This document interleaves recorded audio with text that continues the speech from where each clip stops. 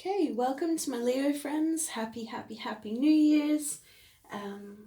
What we're doing today is to have a look at the energy from 2020 for each star sign that needs to be released as we come into 2021.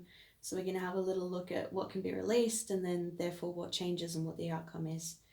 Now, I know you can see this beautiful artwork in front of you. This one's obviously for Leo. This is by Junkyard Prints Co. and I will link her stuff below. She's an incredible artist. I really believe in, showing off the beautiful works. If you like, something that someone does, then tell people about it very much. So I'll link her below and I'll give a in-depth description of this video below as well. They're only about 5 minutes each, so we're going to kind of just jump into them. But thank you for being here. Thank you for liking, sharing, and subscribing. And I hope this video finds you well. And I hope that the messages that are meant for each person, are going to find that person accordingly.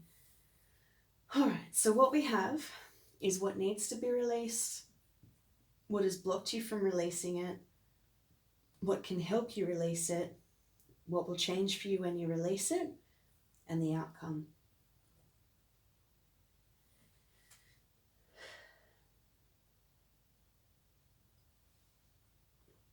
All right. So from what I can see, what needs to be released at the moment is your idea of physical satisfaction, I guess. The things that you think might be giving you security in one way or another, or you think might be bringing you money in one way or another, probably haven't been this year.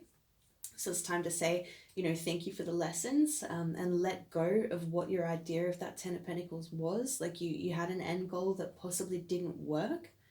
But you're having trouble releasing it. That's why I'm doing these, is because people are having trouble releasing things lately, or it is just time for things to be released, and this is to help you to do so. Now, what's blocked you from releasing it is actually the Two of Swords. So indecision or stalemate of some sort. Not knowing which path to choose.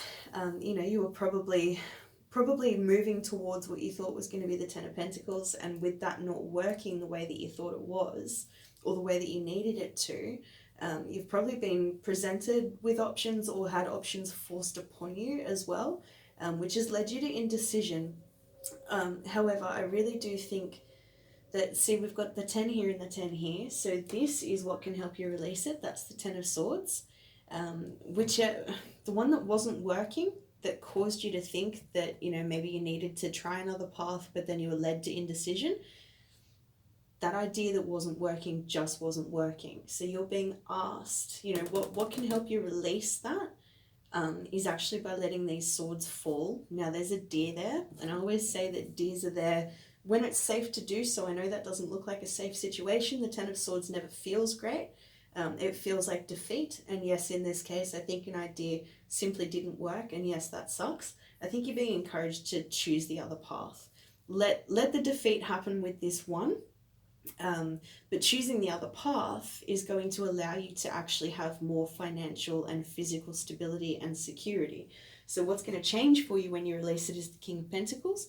Now that can be a husband, can be an earth sign, can be quite a few different things, but what I'm seeing here is actually a relationship with money is going to change by you just admitting defeat with one path and choosing the other path.